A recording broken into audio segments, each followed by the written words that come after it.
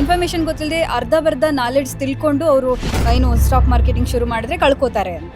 First 2 ಥರ capital ತರಬೇಕು ಮಾರ್ಕೆಟಿಗೆ. ಯಾರೇ ಹೊಸೊಬ್ರು ಬರೋದಾದ್ರು learning capital separate, earning capital separate. ಒಂದು 3 ಡೇಸ್ ಕಂಟಿನ್ಯೂಸ್ ಆಗಿ ಪ್ರಾಫಿಟ್ ಮಾಡಿಬಿಟ್ರೆ ಅವ್ರ ಮೇಲೆ ಅವ್ರಿಗೆ ಓವರ್ ಕಾನ್ಫಿಡೆನ್ಸ್, ಅಯ್ಯೋ ನಾನೇನೋ ಕಲ್ತ್ಬಿಟ್ಟಿದ್ದೀನಿ, ಯಾರಿಗೂ ಗೊತ್ತಿಲ್ಲದ್ರೆ ನನಗೇನೋ ಒಂದು ಗೊತ್ತಾಗ್ಬಿಟ್ಟಿದೆ ಅನ್ನೋ ಥರ ಟ್ರೈ ಮಾಡ್ತಾರೆ. ಇವಾಗ 2 ವರ್ಷದಿಂದ ಭಾರತದಲ್ಲಿ ಇದು ಸ್ಟಾಕ್ ಮಾರ್ಕೆಟಿಂಗ್ ಕುಸಿತಾ ಇದೆ. ಗ್ಲೋಬಲಿ ಎಷ್ಟೋ ದೇಶಗಳಲ್ಲಿ ಟ್ಯಾಕ್ಸಸ್ ಇಲ್ಲ, ಚಾರ್ಜಸ್ ಇಲ್ಲ.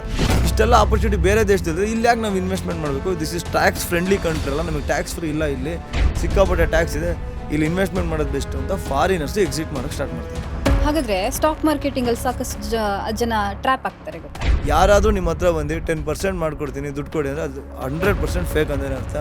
ಯಾರೂ ನಿಮ್ಮ ಹತ್ರ ಬಂದು ಆ ಥರ ಕೇಳಲ್ಲ ದುಡ್ಡನ್ನು. ಯಾಕೆ ಅಂದರೆ ಅವ್ರಿಗೆ ಅಷ್ಟು ಟ್ಯಾಲೆಂಟ್ ಇದ್ದು ದುಡ್ಡು ಮಾಡ್ತೀನಿ ಅಂದರೆ ಅವರೇ ಮನೇಲಿ ಕೂತ್ಕೊಂಡು ದುಡ್ಡು ಮಾಡ್ತಾರೆ, ನಿಮಗೆ ದುಡ್ಡು ಕೊಡಿ ಅಂತ ಕೇಳಲ್ಲ. ಈ ಟ್ರ್ಯಾಪಿಗೆ ಒಳಗಾಗಬೇಡಿ. ನಿಮ್ಮ ಅಕಾಡೆಮಿಲಿ ಈಗ ಸಾಕಷ್ಟು ಜನಕ್ಕೆ ನೀವು ಕ್ಲಾಸ್ ಮಾಡಿದ್ದೀರಾ, ಅವ್ರು ಕೂಡ ಇನ್ವೆಸ್ಟ್ ಮಾಡಿರ್ತಾರೆ, ಅದರಲ್ಲಿ ಯಾರೂ ಫೇಲ್ಯೂರ್ ಆಗಿಲ್ವಾ? ನಾನು ಸ್ವಲ್ಪ ಲೆಸ್ ಪ್ರಾಫಿಟ್ ಲೆಸ್ ಟಾರ್ಗೆಟ್ ಹೇಳಿರ್ತೀನಿ. ಸೊ ಆ ಥರ ಮಾಡಿದ್ರೆ ಎಲ್ಲರೂ ಪ್ರತಿಯೊಬ್ಬರು ಸಕ್ಸಸ್ ಆಗಿದ್ದಾರೆ. ಫೇಲ್ಯೂರ್ ಯಾರಾಗಿದ್ದಾರೆ ಅಂದರೆ ನನಗಿಂತ ಜಾಸ್ತಿ ಇನ್ನೊಬ್ಬ ಯಾರೋ ದುಡ್ಡು ಮಾಡ್ಬೋದು ಅಂತ ಹೇಳ್ತಿರ್ತಾನೆ. ನಾನು ಇಷ್ಟೆಲ್ಲ ಹೇಳಿದ್ರು ಅವನೇ ನಂಬ್ತಾನೆ, ಯಾಕಂದರೆ ಅವ್ರಿಗೆ ದುಡ್ಡಿಂದ ಆಸೆ.